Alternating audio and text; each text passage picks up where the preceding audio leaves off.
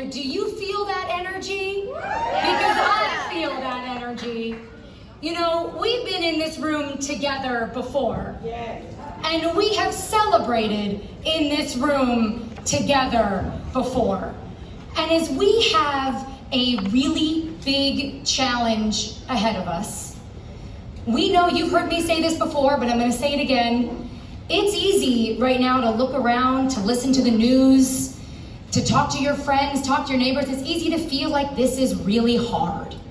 And at every place we turn, every time we look around, something else is coming. We're reading some other piece of news, whether it's here in New York, across the country, internationally. There's a lot of things going on out there. That a lot of them are outside of our control. But what we can control is the type of representation that we have here in New York.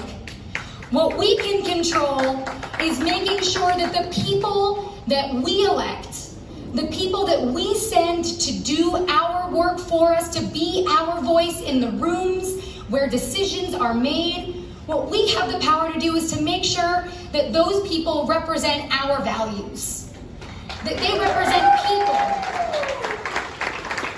To make sure that those people are going to go into the room with conviction, with understanding, and with no wavering for if something is right for their community.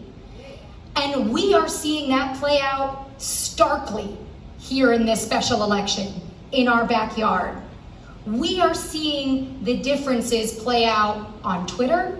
We're seeing the differences play out in the news. We're seeing the differences play out right in front of our faces as we talk to people at the farmers markets.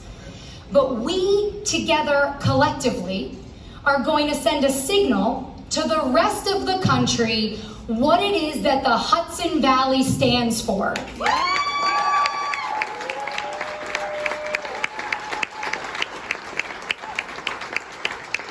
Because that's for labor, that's for good jobs, moving into the middle class. That's why I'm able to stand here in this position right now. That's to protect our environment. That's to make sure that women and people have the rights to make their own choices, and to make sure no matter who you are, where you come from, what your economic status, you have a chance at a better life. Yeah. That's what we believe here in New York. And not only are we going to send Pat Ryan to Congress to continue that work, to make sure that we have a voice at the federal level, and that we send that signal to the rest of the country that don't be discouraged. It's happening here. You can do it too. We are incredibly fortunate that here in this state, we have some of the best leaders.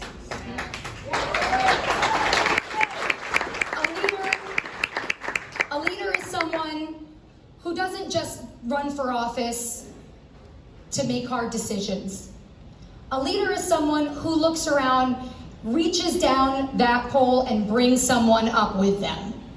A leader is making sure that while we're moving forward, while we're in those rooms, while we're making the tough decisions, while we're having those conversations, we're building a bench. And we're making sure that up and down the ballot, there are people who reach up their hand, and there is a hand waiting there to pull them up with them. That's what we have here in New York. When I was running for state senate in 2020 with the help of so many of you, there was someone who didn't need to, but reached out their hand and helped me climb that ladder. And that was Lieutenant Governor Kathy Hochul.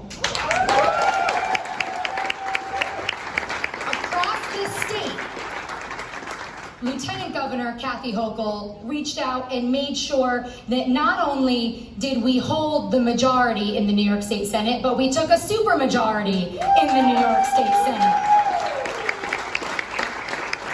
And thankfully so, because now we, in that supermajority in the State Senate, get to work with Governor Kathy Hochul.